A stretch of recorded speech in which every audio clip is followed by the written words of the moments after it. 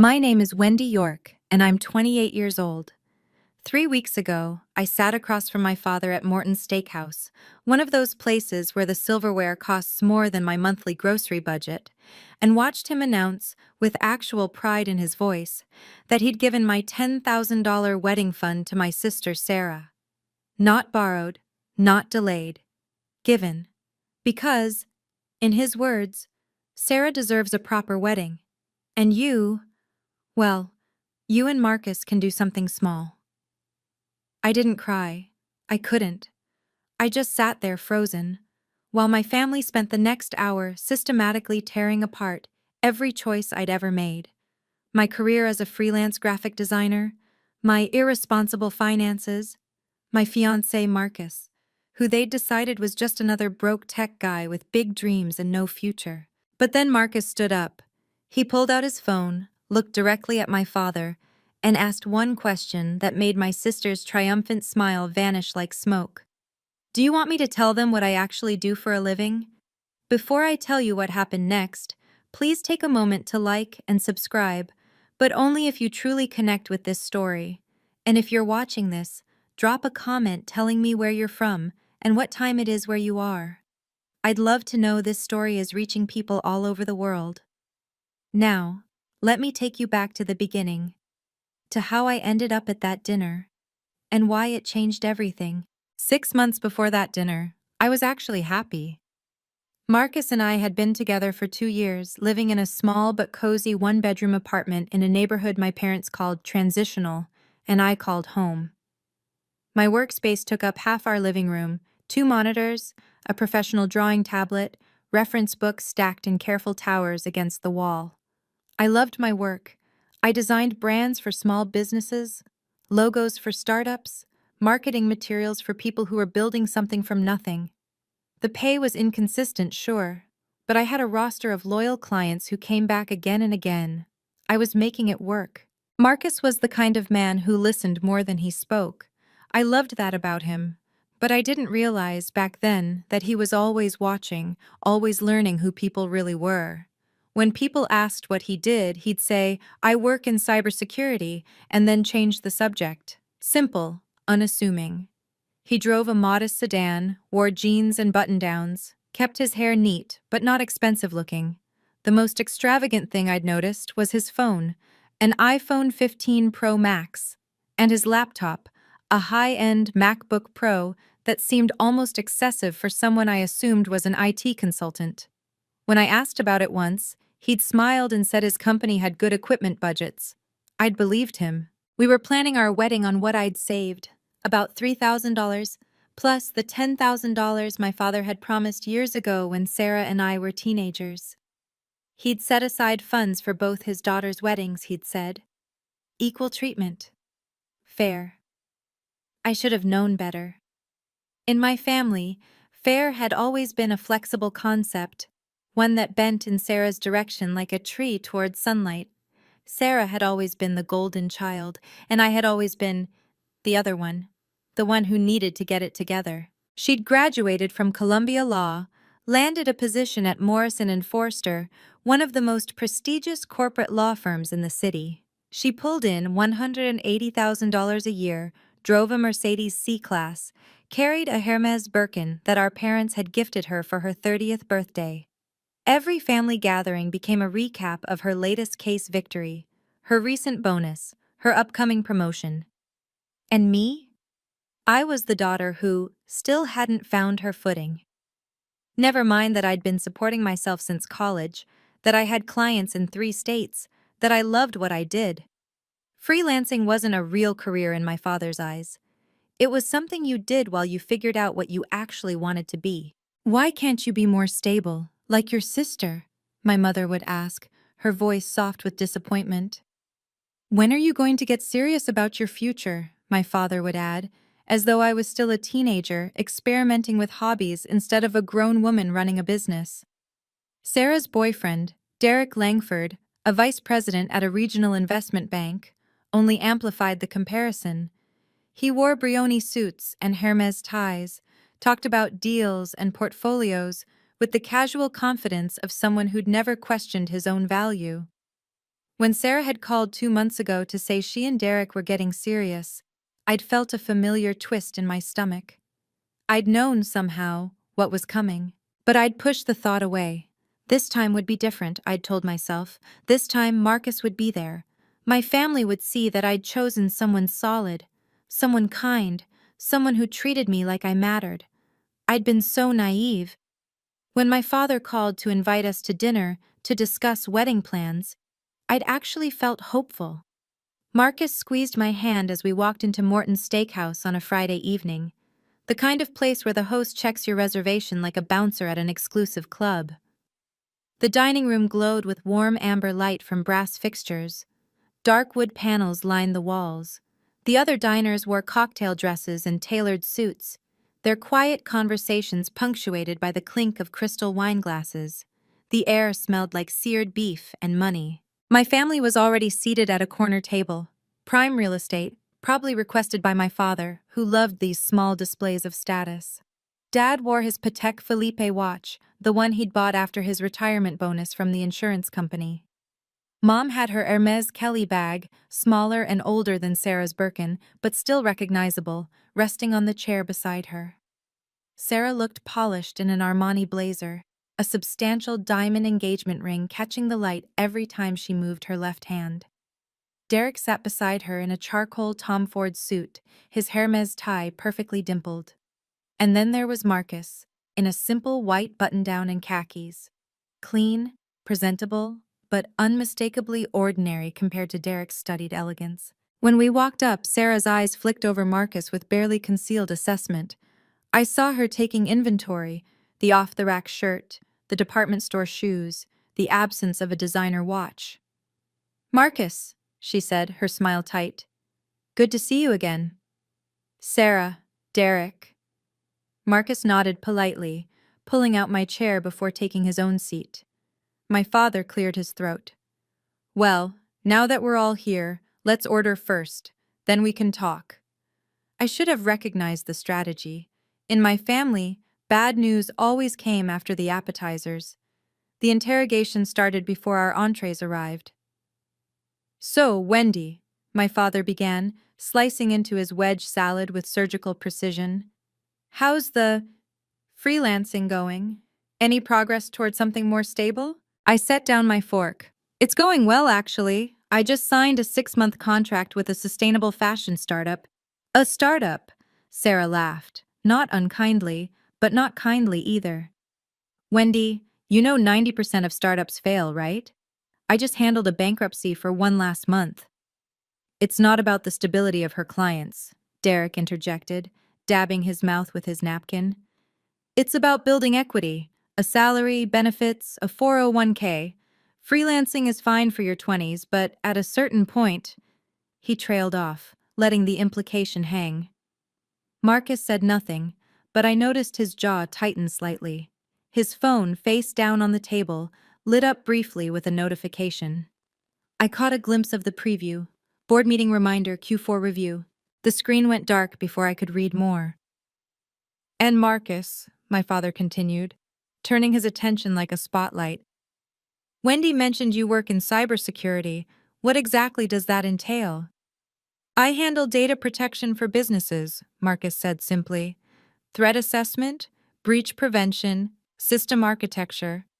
Sarah leaned forward. "That's interesting. What company?" "A smaller firm," Marcus replied. "We work with various clients." "Small firm."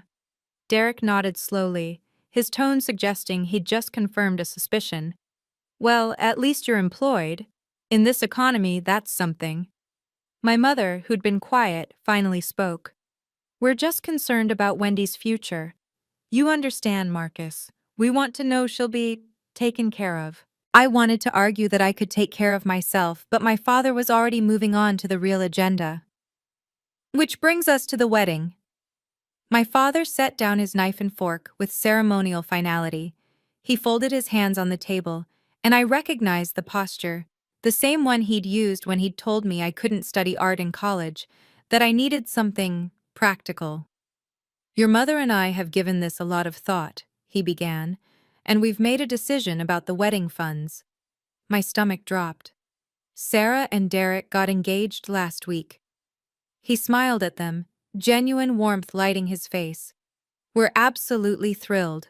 Derek is exactly the kind of man we'd hoped Sarah would find. Successful, stable, from a good family. Sarah beamed, holding up her ring so the diamond threw fractured light across the tablecloth. We're looking at the Plaza Resort for next June. They have this incredible ballroom.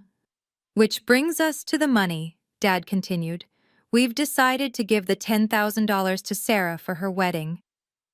The words didn't process at first. I stared at him, waiting for the qualifier, the "but we'll still help you" or "so we'll split it differently." It didn't come. Wait, I finally managed. You're giving all of it? To Sarah? Wendy. My father's voice took on that patient, explaining to a child tone I'd heard my entire life. Sarah deserves a proper wedding. She's worked incredibly hard to build her career. She's marrying someone who can provide for her. They deserve a celebration that reflects their standing. And what about me? My voice cracked. You promised. You and Marcus can do something small, Mom interjected gently. Something intimate. A ceremony at a park, maybe. That can be lovely too, sweetie, in its own way. Something appropriate for your situation, Derek added, his smile condescending. No shame in knowing your limits. Sarah reached across the table and squeezed my hand, a gesture that might have looked sisterly to an observer, but I felt the slight pressure of her ring against my fingers, deliberate as a period at the end of a sentence. I know this is hard to hear, she said, but think about it practically. Derek and I have combined incomes of over $300,000. Our wedding will be attended by partners from my firm, executives from his bank. The Plaza Resort makes sense for us. For you. She glanced at Marcus, then back to me. Something smaller just makes more sense. Plus, Derek added, you've never been great with money, right? Wendy, didn't you borrow $500 from your parents last year to cover rent? My face burned. I had borrowed it once, when 2 clients had delayed payment simultaneously. I'd paid it back within 6 weeks. That's different, I started. Is it? My father leaned back, his Patek Philippe catching the light as he crossed his arms. Wendy, your mother and I love you, but we have to be realistic. You're 28 years old, still living in a rented apartment, working a job without benefits or security, about to marry a man whose career prospects are unclear. Marcus had been silent through all of this, but now I felt him shift beside me. His hand, resting on the table, curled slowly into a fist, then deliberately relaxed. We're not trying to hurt you, Mom said softly. We just want what's best. And Sarah has made choices that position her for a certain kind of life. You've made different choices. You mean worse choices, I said flatly. No one contradicted me. I looked at Marcus, ready to apologize for dragging him into this, ready to suggest we just leave. But when I met his eyes, I saw something I hadn't expected. Calm. Absolute, determined calm. Wendy, we need you to be mature about this, my father said. We need you to say you understand, right now, so we can move forward and enjoy our meal. The restaurant hummed around us, the murmur of other families, probably having normal conversations, probably not being asked to publicly accept their own humiliation. Sarah was already pulling out her phone, scrolling through what looked like Pinterest boards. Look, if you want, I can lend you my maid of honor dress from my law school roommate's wedding. It's Vera Wang. Still beautiful, you could wear it. Or just do a courthouse ceremony, Derek suggested, cutting his steak. Simple, efficient, cheap, nothing wrong with that. My mother's eyes were glistening, but she didn't speak, didn't defend me, just sat there, looking vaguely pained, as though she was witnessing something unfortunate but inevitable, like a car with expired insurance getting towed. I felt tears pressing behind my eyes, my throat ached. Every instinct screamed at me to say I understand, just to make it stop, just to get out of this restaurant and never speak to any of them again. I opened my mouth, and Marcus stood up, not dramatically, not angrily. He simply rose from his chair with the unhurried grace of someone who'd made a decision and was now executing it. The motion drew every eye at the table. My father's fork paused halfway to his mouth. Sarah's phone scrolling stopped. Marcus reached into his pocket and pulled out his phone. Not frantically, not defensively, but with the casual confidence of someone about to clarify a simple misunderstanding. He looked directly at my father. "I have a question before Wendy answers you," Marcus said, his voice quiet, but carrying the kind of authority that made the air change. "Do you want me to tell everyone what I actually do for a living?" Derek laughed, actually laughed, a sharp, derisive sound that made the couple at the next table glance over. "Oh, here we go," he said, setting down his wine glass. "The big reveal. Let me guess, you're actually really important? You're an entrepreneur?" He made air quotes, his cufflinks glinting. "Everyone calls themselves an entrepreneur these days," Sarah smirked, leaning back in her chair. "Marcus, you don't need to impress us. We're just trying to understand what Wendy's future looks like. That's reasonable, isn't it?" My father's face had settled into an expression I knew well, patient condescension. "Son, we're not trying to attack you. We just want to know you can provide for our daughter. It's a father's prerogative." "Marcus, you don't have to," I started, my voice barely above a whisper. He held up one hand gently, a silent request for me to wait. Then he turned his phone screen toward the table. "I'm the founder and CEO of Cloud Vault Solutions," he said calmly. "We're a cybersecurity company that provides data protection services for enterprise clients." Silence. Then Derek snorted. "CEO? That's a nice title. What's the company, 5 employees working out of a WeWork?" 127 full-time employees, Marcus replied without inflection. "Our main office is in the financial district. We also have satellite offices in Austin and Denver." Sarah's smirk faltered slightly. "I've never heard of Cloud Vault." "You wouldn't have unless you work in enterprise security or government contracting," Marcus said. "Our clients include 17 Fortune 500 companies and 3 federal agencies. We prefer to maintain a low profile. Security firms that advertise too loudly tend to become targets themselves." My father's fork had stopped moving entirely now. "Government contracts," he repeated slowly. "That sounds ambitious." "It is," Marcus agreed. Marcus tapped his phone twice and turned it toward Derek. "That's our Series C funding announcement from last month. Forbes covered it." Derek leaned forward, squinting at the screen. I watched the color drain from his face as he read. He reached for the phone, then stopped himself, as though remembering it wasn't his to touch. Sarah grabbed the phone instead, her manicured nails clicking against the case. Her eyes scanned the article, moving faster, then slower. She looked up at Marcus, then back at the screen. "This says," she swallowed, "this says Cloud Vault was valued at $47 million. My mother made a small sound. My father sat frozen, his face unreadable. Derek's jaw worked silently before he managed. "Anyone can write an article. Anyone can—" "You can verify it," Marcus said, retrieving his phone and pulling up another screen. "Here's our business registration with the Delaware Secretary of State. Here's our DUNS number. Here's our page on Crunchbase with our full funding history." He scrolled, each tap deliberate. Series A, 12 million.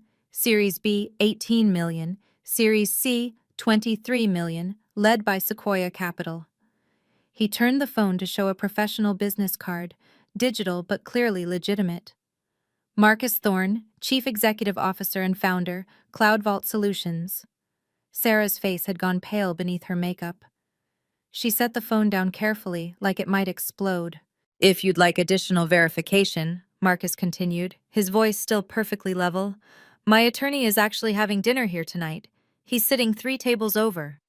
He gestured subtly toward a distinguished man in his 50s, working on a laptop at a corner table. "Lawrence Kemp, from Morris and Kemp LLP. I can ask him to come over if you need a witness who can confirm our corporate structure and valuation." The man looked up, caught Marcus's eye, and nodded slightly in acknowledgement. "Wait." My father finally found his voice, though it came out rougher than usual. You've been. You've known Wendy for 2 years. You've met us multiple times. You never said. No, Marcus agreed. I didn't. Sarah's hands were trembling slightly as she folded them on the table. You let us think. You deliberately. I deliberately didn't correct your assumptions, Marcus said. When Wendy first introduced me to you, I told you I worked in cybersecurity. That was true. You assumed it meant I was an IT support technician or a consultant. I didn't contradict you because I wanted to see something. See what? My mother's voice was barely audible. Marcus looked at me, and his expression softened for the first time that evening. Then he turned back to my parents. I wanted to see how you would treat Wendy and me when you thought we weren't successful by your standards, when you thought she'd chosen someone who couldn't provide the lifestyle you wanted for her. He paused. I spent 2 years watching, coming to your family dinners, listening to the comments about Wendy's career, her choices, her future, hearing the comparisons to Sarah.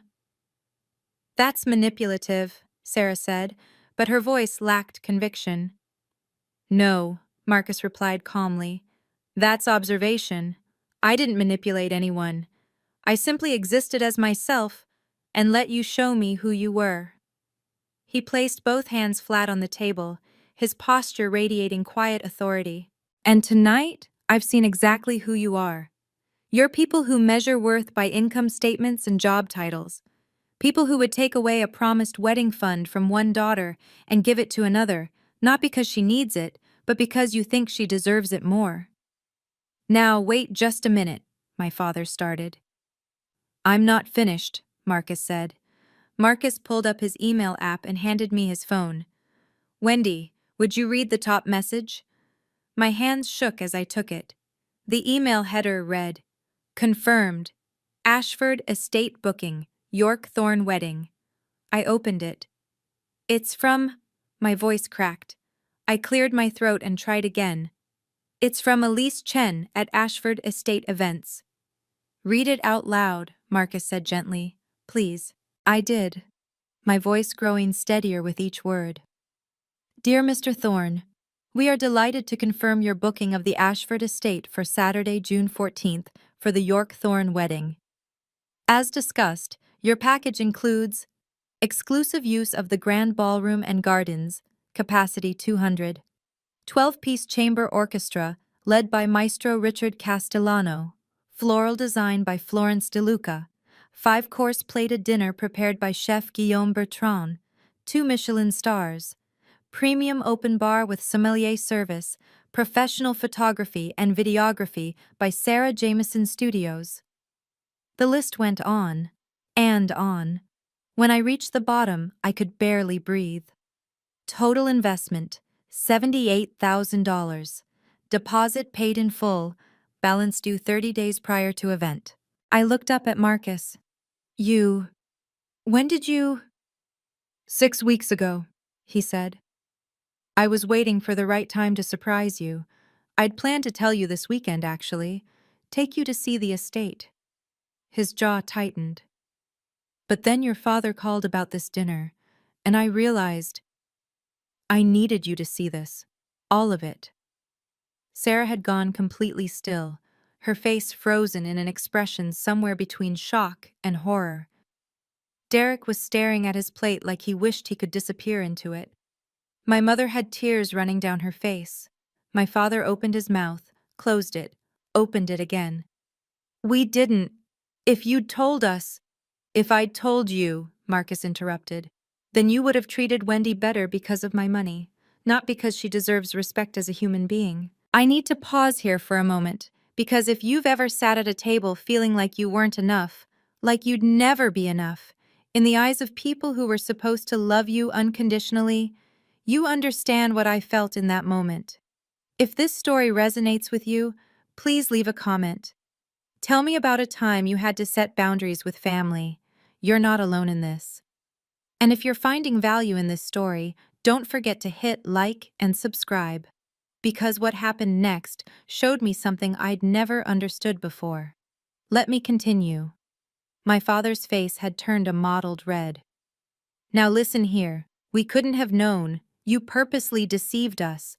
I told you the truth, Marcus said, his voice still level but harder now, like steel beneath velvet. Every word I said was accurate. I work in cybersecurity. I do handle data protection. I never lied.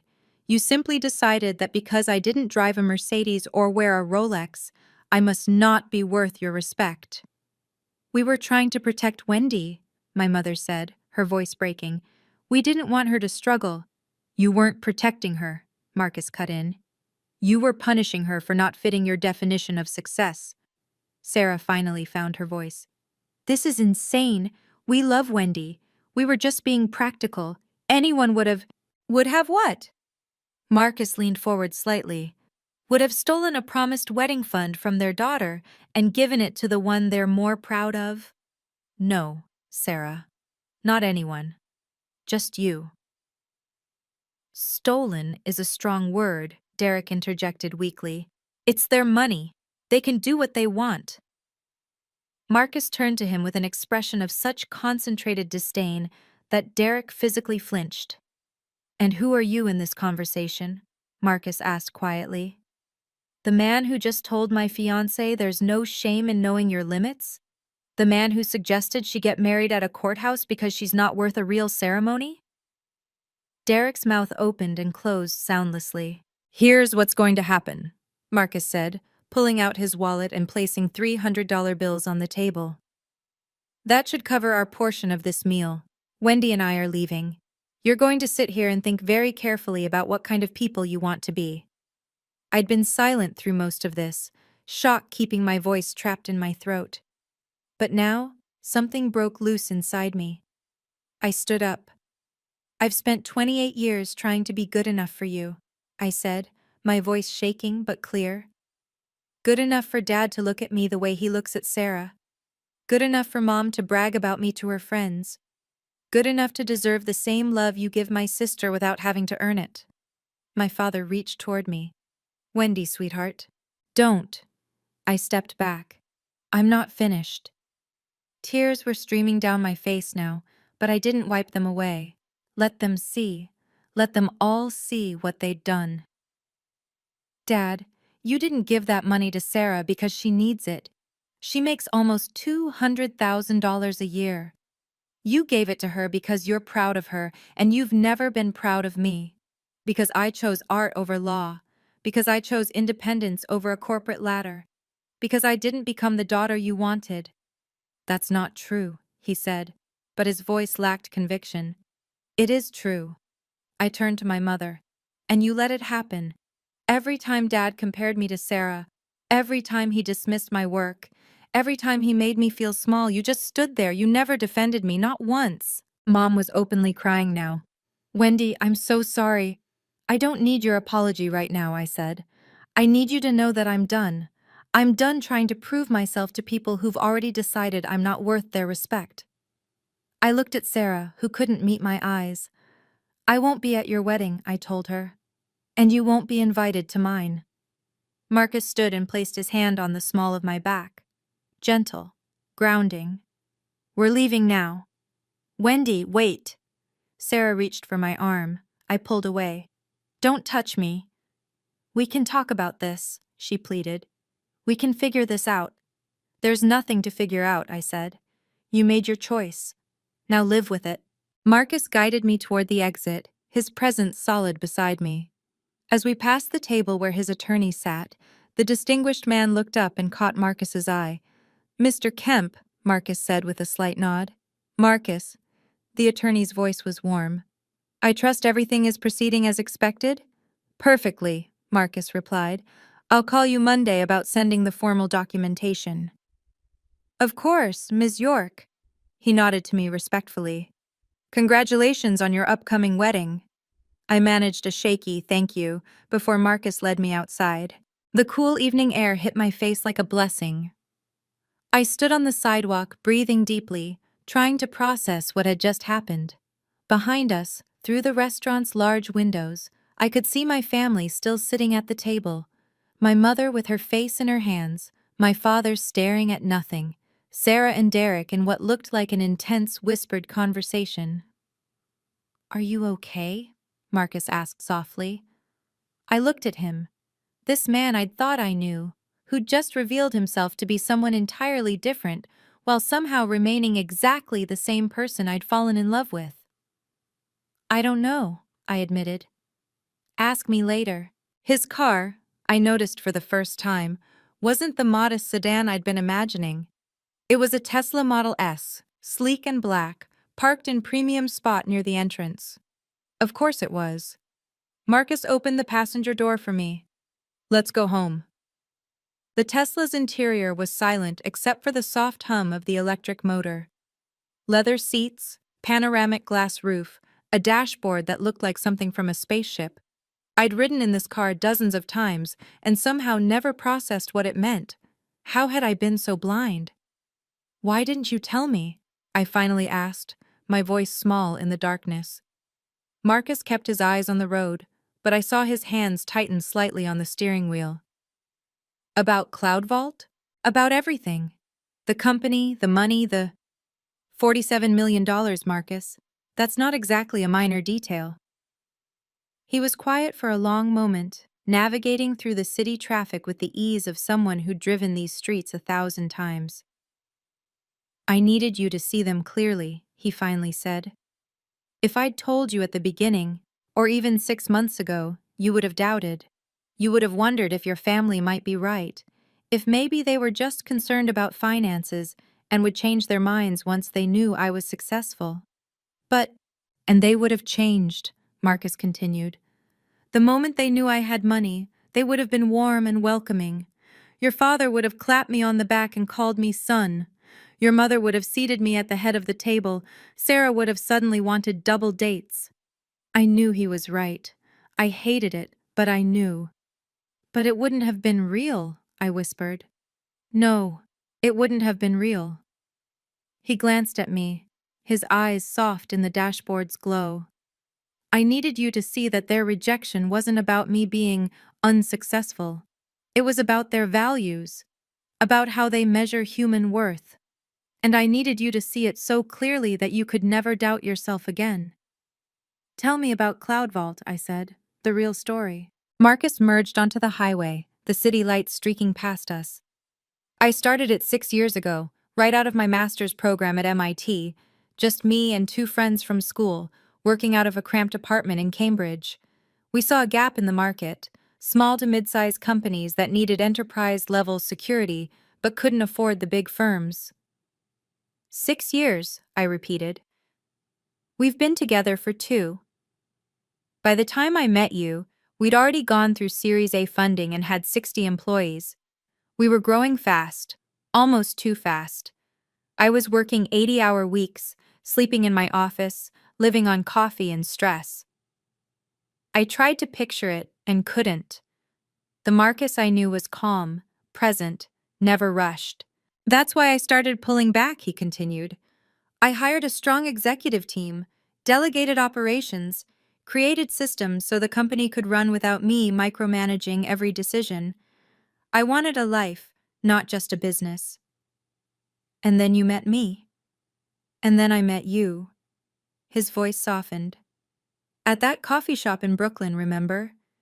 You were working on a logo design for that bakery, and you had marker stains on your fingers." I did remember. I'd knocked over his coffee when I'd reached for my pencil case.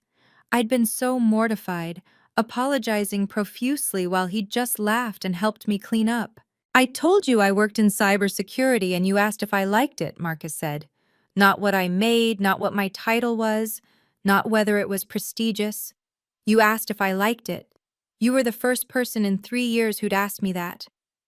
My phone buzzed. Then again, then a third time. I pulled it out. 17 messages. Sarah, my mother, even my father. I turned it off. "What did your attorney mean about formal documentation?" I asked. Marcus pulled into our apartment complex parking garage. Except now I noticed it wasn't our usual spot on level 3. He had a reserved space on level 1, right by the elevator. A placard read, "Reserved Thorn." Lawrence is going to send your family an official communication, Marcus said, putting the car in park.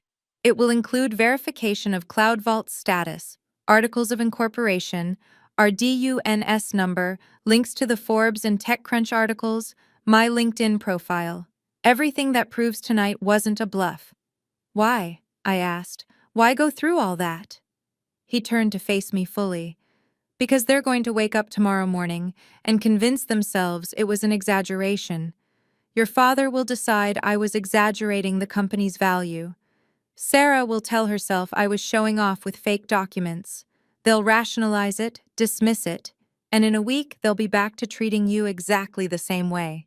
The certainty in his voice sent a chill through me. But if they receive official documentation from a law firm, not from me, but from an independent third party, they can't pretend. They'll have to face what they did. And the wedding details? I asked. Why include those? Marcus reached over and took my hand. Because I want them to know, to really, deeply know, that you're having the wedding of your dreams. Not because I'm trying to show off, but because you deserve it. Every flower, every note of music, every perfectly cooked meal. You deserve all of it. Marcus, I couldn't find words. There's one more thing in the letter, he said quietly. A condition. What condition? If any of them want to attend our wedding, they have to send you a handwritten letter of apology, a real one, explaining exactly what they're apologizing for and how they plan to change. We rode the elevator to our apartment in silence. Marcus unlocked the door. Our modest one-bedroom that suddenly felt different, like I was seeing it for the first time. The expensive equipment made sense now. The quality furniture I'd thought we'd gotten on sale.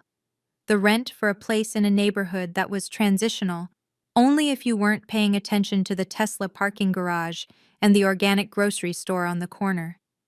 I turned my phone back on. The messages flooded in. Sarah. Wendy, we need to talk. Please call me. Sarah. I know you're upset, but you're being unreasonable. Sarah. How could you embarrass us like that in public? Mom. Sweetheart, please answer. I'm so sorry. I never meant to hurt you. Mom. I know I should have said something. I know I should have protected you. Mom. Can we meet for coffee tomorrow? Just us? Dad. Wendy. I think we all need to sit down and discuss the situation calmly. Dad.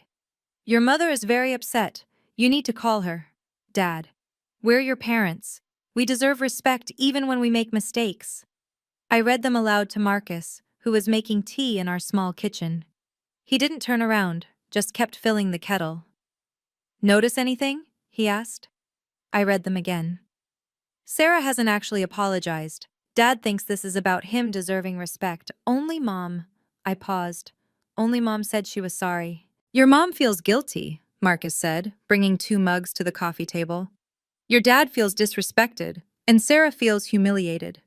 Should I respond? Not tonight. He settled beside me on the couch. Tonight, you rest. Tomorrow, after you've had time to think clearly, you decide what you want to do. Not what they want, not what I want, what you want. 1 week later, Lawrence Kemp sent the email. I'd spent that week in a strange fog, working on client projects, avoiding calls, reading and rereading my family's messages without responding. Marcus had been patient, present, but not pushy, making sure I ate and slept and didn't spiral into the self-doubt that had been my constant companion for 28 years. When the email went out, Marcus forwarded me a copy.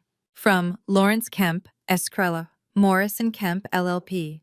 To Robert York, Linda York, Sarah York. Subject: clarification regarding Marcus Thorne. Professional credentials and wedding details. Dear Mr. and Mrs. York, and Ms. Sarah York, I am writing on behalf of my client, Marcus Thorne, to provide formal verification of information discussed at your family dinner on date. Professional verification. Mr. Thorne is the founder and chief executive officer of Cloud Vault Solutions, Inc., a Delaware C corporation specializing in enterprise cybersecurity.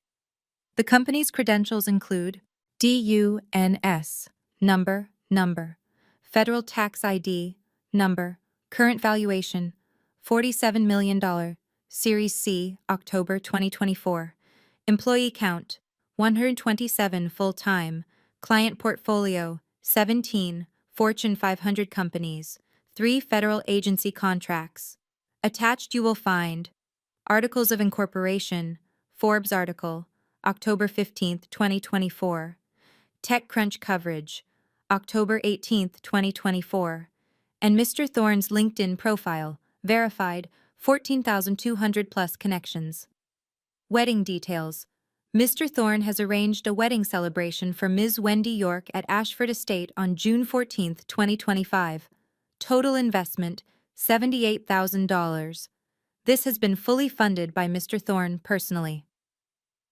Regarding attendance, Mr. Thorne and Ms. York are extending invitations on the following condition. Any family member wishing to attend must submit a handwritten letter of apology to Ms. York by May 1, 2025. This letter must specifically address 1. What actions, words you are apologizing for. 2. How those actions affected Ms. York. 3. What steps you will take to change your behavior going forward. This is not meant as punishment, but as an opportunity for genuine healing and reconciliation. The couple believes family relationships should be built on mutual respect, not financial obligation. Respectfully, Lawrence Kemp, Escrane. Mom's letter arrived within 3 days. It was written on her personal stationery, cream-colored paper with her initials embossed at the top, and ran 3 pages in her careful teacher's handwriting. Dear Wendy, I've been writing and rewriting this letter for 2 days, throwing away draft after draft because nothing seems adequate for what I need to say. I'm sorry. I'm so deeply, profoundly sorry. I'm sorry for every time your father compared you to Sarah and I stayed silent. I'm sorry for every dismissive comment about your career that I let slide. I'm sorry for not defending you, not protecting you, not standing up for you the way a mother should. You asked me at that dinner why I just stood there, and you were right. I've always stood there. I let your father's voice become the loudest in the house, and I let Sarah's achievements become the measure by which everything else was judged. I convinced myself I was keeping the peace, but I was really just taking the easy path. You deserved better. You deserved a mother who saw your talent, your independence, your kindness, your strength. You deserved a mother who celebrated you for who you are, not who I wished you would be. I don't know if I can change completely. I'm 58 years old, and I've been this person for a long time. But I want to try. I want to learn to speak up. I want to learn to see you clearly, to appreciate the remarkable woman you've become, despite growing up in a house that didn't nurture your gifts. I love you. I have always loved you, even when I failed to show it in the ways that mattered. If you'll let me, I'd like to try to be the mother you deserved all along. Love, Mom. I cried when I read it, not the bitter tears from the restaurant, but something softer, sadder, and maybe, just maybe, hopeful. Sarah didn't send a letter. She showed up at my apartment 2 weeks after the email, unannounced. I almost didn't let her in. My hand was on the door, holding it only half open, when she said, "Please, 5 minutes." Against my better judgment, I stepped aside. She walked into our living room looking diminished somehow, despite her Burberry trench coat and her perfect hair. She stood awkwardly by the couch, not sitting until I gestured tersely for her to do so. "I can't write that letter," she said without preamble. "Then you can't come to the wedding." "Wendy, that's not fair. We're sisters. Family doesn't abandon each other." "You're right," I interrupted. "Family doesn't abandon each other. But you did. Repeatedly." She flinched. I didn't realize." "Didn't realize what? That I had feelings? That constantly being compared to you was destroying me? That taking my wedding fund would hurt me?" "Dad made that decision, and you accepted it, happily." I kept my voice level, channeling Marcus's calm. "You didn't say, 'Dad, that's not right.' You didn't say Wendy deserves that money too. You said thank you. and started planning your plaza wedding. Sarah's perfectly applied makeup couldn't hide the redness creeping up her neck. You're really going to make me grovel? Write some humiliating letter like I'm a child being punished? It's not about humiliation, I said quietly. It's about accountability. It's about you actually understanding what you did and why it was wrong. But you don't, do you? Even now you think this is about your pride. I'm not going to apologize in writing like some kind of criminal, she said, standing. That's ridiculous. We're adults. Then I guess we're done here. She stared at me, waiting for me to back down the way I always had. I didn't. Dad's response came via email, not a handwritten letter. Subject: apology. Requirement: Wendy. I've given this situation considerable thought. I apologize if you felt hurt by our family discussion about the wedding funds. That was never our intention. Your mother and I were simply trying to make a practical decision based on the information we had available at the time. However, I must say that I'm troubled by the way this has been handled. Requiring a written apology as a condition of attending your wedding is frankly manipulative. It feels like punishment rather than reconciliation.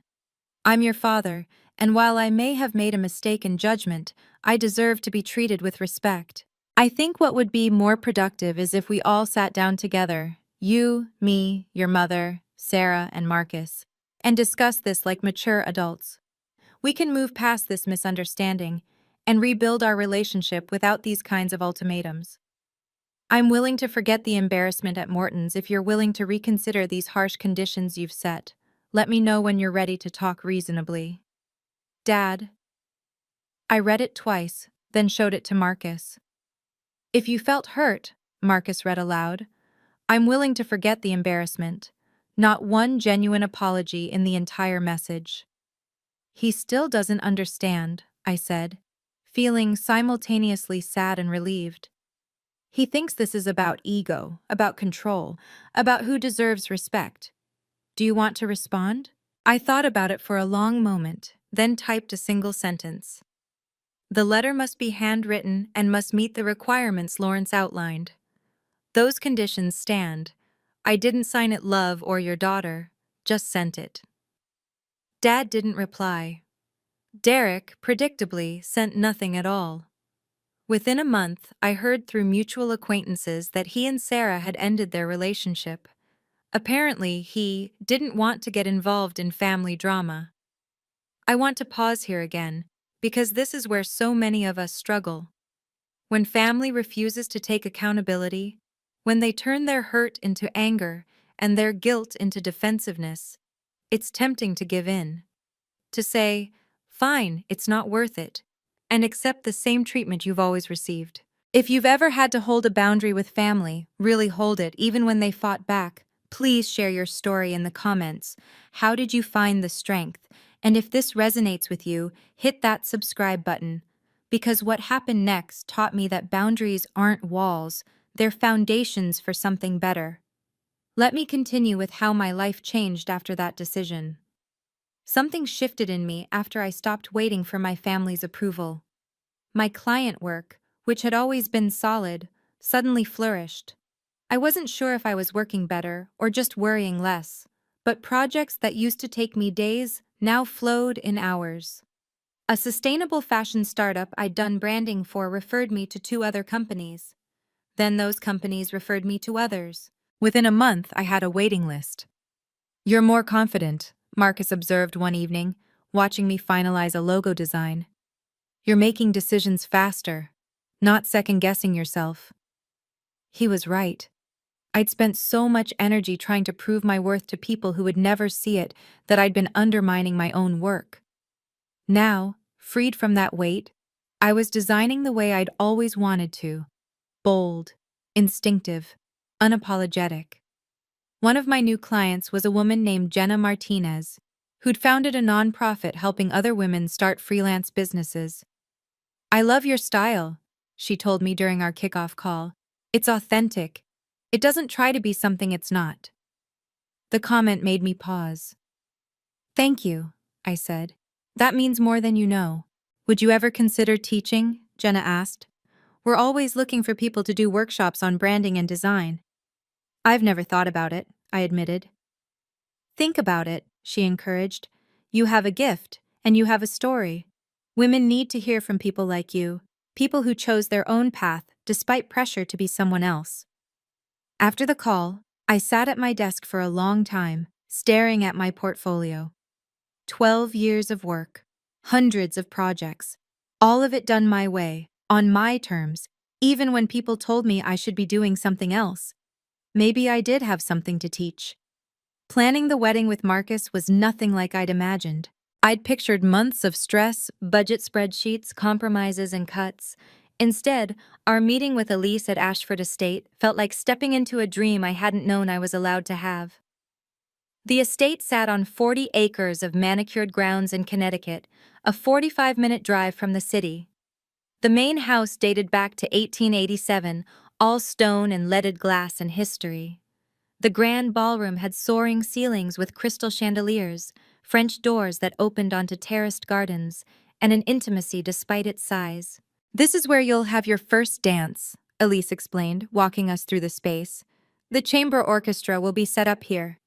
Florence typically places the dramatic arrangements, the tall centerpieces, around the perimeter, with lower garden roses on the tables so guests can see each other. I could barely process it. "Florence DeLuca is really doing our flowers?" "She is," Marcus confirmed, squeezing my hand. "I showed her some of your design work. She said any woman with that eye for color and composition would appreciate her vision." "Marcus, this is too much." "It's not," he said firmly. "This is what you deserve. This is what I want to give you." 3 weeks later, Mom asked if she could come see the venue. I'd been texting with her, short messages at first, then gradually longer. She'd asked about my work, about wedding plans, about how I was feeling. She never made excuses for Dad or Sarah. She just listened. "I'd like that," I told her. "Just you, though, not just me," she confirmed quickly. "I understand." When she walked into the Ashford Estate ballroom and saw what Marcus had arranged, she cried, "Oh, Wendy, oh, sweetheart, it's perfect, it's absolutely perfect." "You really think so?" "I think you're going to be the most beautiful bride," she said, hugging me tightly, "and I'm so honored you're letting me be there." June 14th arrived with cloudless blue skies and morning sunshine that turned the Ashford Estate gardens golden. I woke up in the bridal suite, a room with floor-to-ceiling windows overlooking rose gardens that Florence's team had been enhancing since dawn. My wedding dress hung on a padded hanger by the window. Silk charmeuse, clean lines, delicate lace at the shoulders. I'd sketched the design myself, then worked with a dressmaker in Brooklyn to bring it to life. Simple, elegant, mine. Jenna arrived at 9 to help me get ready. She'd become a close friend over the past months, and when I'd asked her to be my maid of honor, she'd cried. "I'd be honored," she'd said. "Truly honored." Mom arrived at 10 carrying a small box. "These were my mother's," she said, opening it to reveal pearl earrings. "I wore them at my wedding. Sarah wore them at, well, I'd like you to have them, if you want them." I put them on. "They're perfect." By noon, 80 guests had arrived, friends, colleagues, a few of Marcus's business partners, Jenna's nonprofit community. People who actually cared about us, people who'd chosen to be there, not out of obligation, but out of love. Sarah's absence felt like relief, not loss. Dad's absence felt expected. Sad, maybe, but not surprising. At 1:30, the chamber orchestra began playing. Jenna handed me my bouquet, garden roses, peonies, and sweet peas in soft blush and cream tones. "Ready?" she asked. I looked down the aisle toward Marcus, who stood at the altar watching me with an expression of pure joy. "Ready," I said, walking down that aisle, past friends who smiled and cried, past my mother who clutched her tissue with both hands, past flower arrangements that belonged in a museum. I felt something I'd rarely experienced in my life. Certainty. Marcus took my hands when I reached him, and the officiant began. But I barely heard the traditional words. I was too focused on Marcus's face, on the way he was looking at me like I was the only person in the world who mattered. When it was time for our personal vows, Marcus went first. "Wendy," he said, his voice steady but emotional, "I promise to always see you, not through anyone else's eyes, not through society's definitions of success, but through my own heart. You are the most extraordinary person I've ever known, not because of what you do, but because of who you are. Your creativity, your resilience, your capacity to love even when you weren't loved the way you deserved. I promise to spend every day of our life together making sure you know your worth." I was crying before he finished. When it was my turn, I somehow managed to speak. "Marcus, you taught me that love isn't something I have to earn. You showed me that I was always enough, that I was always worthy, even when I couldn't see it myself. You gave me the greatest gift anyone's ever given me, the courage to choose myself. I promise to love you with that same unconditional acceptance. I promise to see you. I promise to choose you every single day." We exchanged rings, simple platinum bands, engraved with our wedding date. "I now pronounce you married," the officiant said, beaming. "You may kiss." And we did. The reception was everything I'd never let myself dream of. Chef Guillaume's five-course meal was art on plates: seared scallops with saffron beurre blanc, wagyu beef with truffle reduction, microgreens that tasted like concentrated summer. Guests kept exclaiming over each course, and I found myself laughing with pure joy. The cake, 5 tiers of champagne and elderflower, decorated with fresh flowers that matched my bouquet, was almost too beautiful to cut. "Almost," Marcus whispered, handing me the cake knife. During dinner, Jenna stood to give a toast. "I've known Wendy for less than a year," she said, "but in that time, I've watched her transform. Not because she changed who she was, but because she finally stopped apologizing for it. She's the most talented designer I know, and more importantly, she's one of the best people I know. Marcus, you're a lucky man." "I know," Marcus said, raising his glass to me. Later, Mom approached our table. "May I?" she asked, gesturing to the empty chair beside me. "Of course." She sat, smoothing her dress, a simple but elegant navy sheath that she'd clearly chosen with care. "I want you to know," she said quietly, "that this is the most beautiful wedding I've ever been to. Not because of the venue or the food or the flowers, though they're all stunning, but because it's real. Because everyone here loves you both for who you actually are." "Thank you, Mom," I said, meaning it. "Thank you," she replied, "for giving me another chance." The letter came 3 days into our honeymoon in Tuscany. Marcus and I were staying at a converted villa in the Chianti region, surrounded by vineyards and olive groves, and the kind of quiet that makes you remember what peace feels like. We spent our days exploring medieval hill towns, our evenings on the terrace with wine and cheese, talking about everything and nothing. The hotel staff forwarded our mail. Among the congratulations cards was a thick envelope with Sarah's handwriting.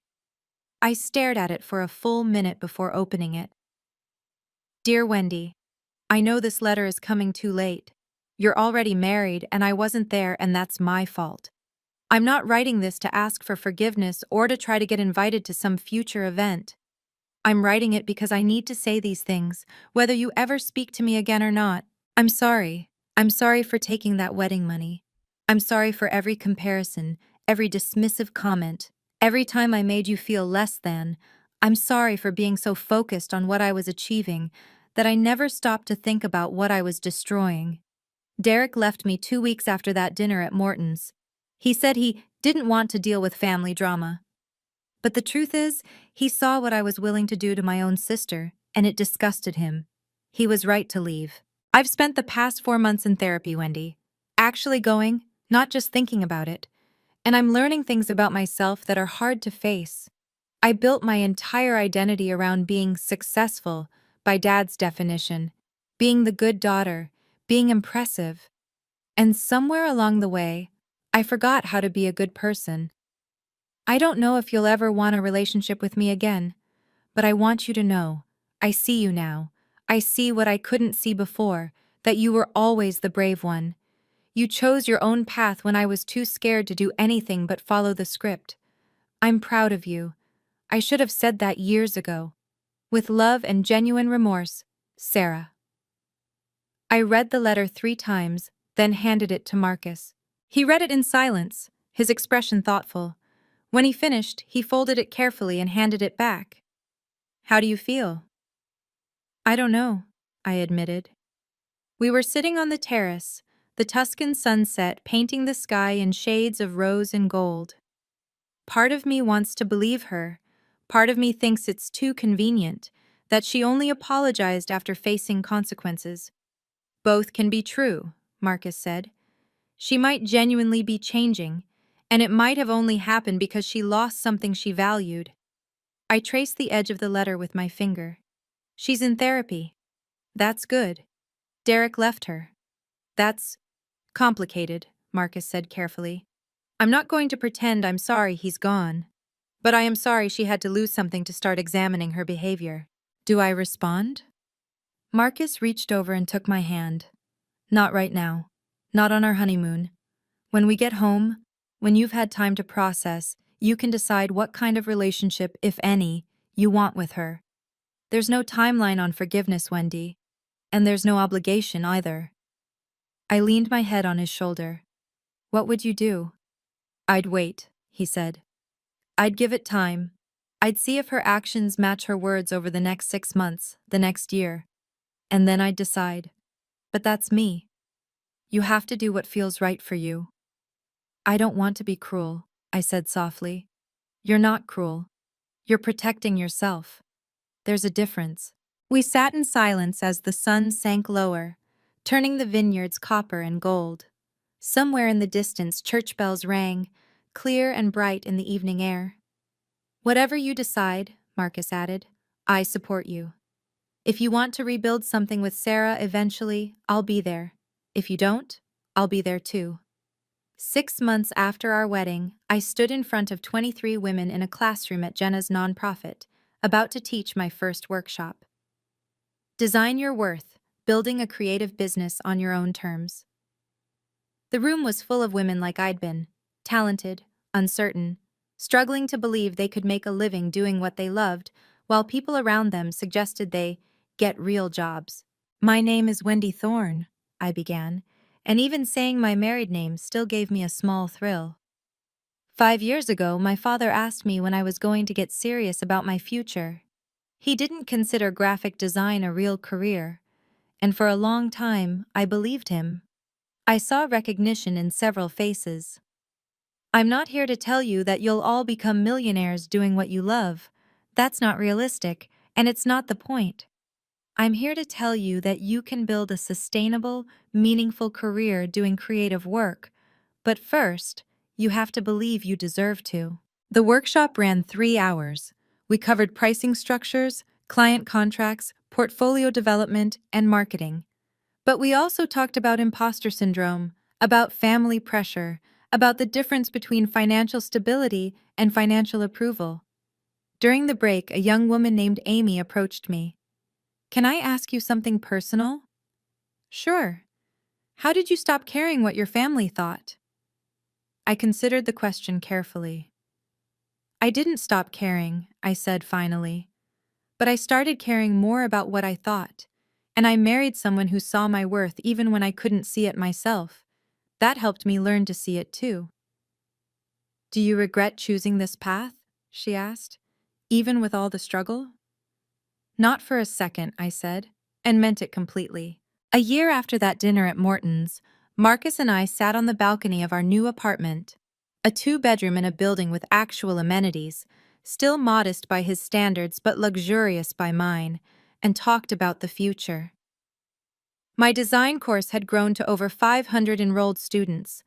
Mom and I had coffee every other week. Sarah and I had exchanged a few careful emails, nothing deep yet, but civil, respectful. Dad still hadn't reached out. I'd stopped expecting him to. Do you regret it? I asked Marcus. The way you handled everything? Staying quiet for so long? He thought about it, swirling the wine in his glass. No, because if I'd revealed everything earlier, you wouldn't have seen them clearly. You would have always wondered if they might have treated you better if only you'd been more successful, or if only they'd known about me, or if only you'd explained better. Now you know the truth. Their treatment of you was never about your worth. It was about their values. That sounds lonely, I said softly. It was clarifying, he corrected. Lonely would have been spending your life trying to earn love that was conditional. Now you're free. He was right. I was free. Free to build my business my way. Free to choose my family, the people who saw me, valued me, loved me without requiring me to be someone else. Free to wake up every morning without that familiar weight of not being enough. Want to know something? I said. Always. I'm happy. Actually, genuinely happy. I don't think I've ever been able to say that before. Marcus smiled and pulled me close. Good. You deserve to be. If I could go back and talk to the version of myself sitting at that dinner table, silent, humiliated, drowning in shame she didn't deserve, I'd tell her this. You are not the problem. Their inability to see your value doesn't diminish your value. Their decision to measure worth by income and status and prestige says everything about them and nothing about you.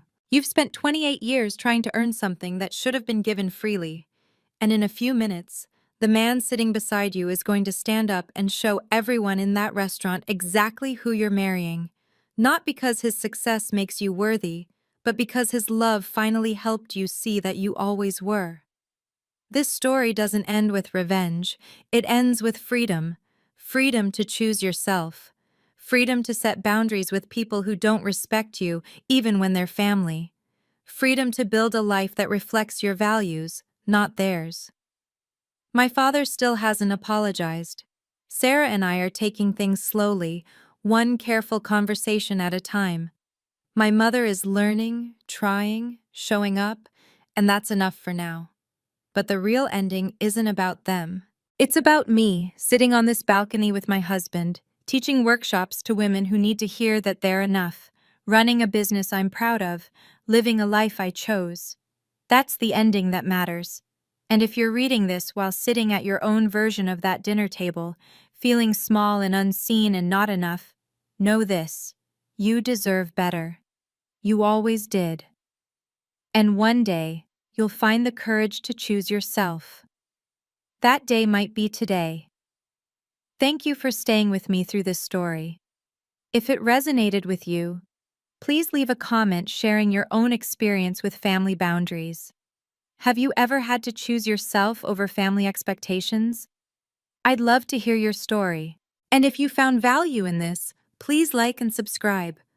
I share more stories about self-worth, healthy boundaries, and finding the courage to live authentically in the description below.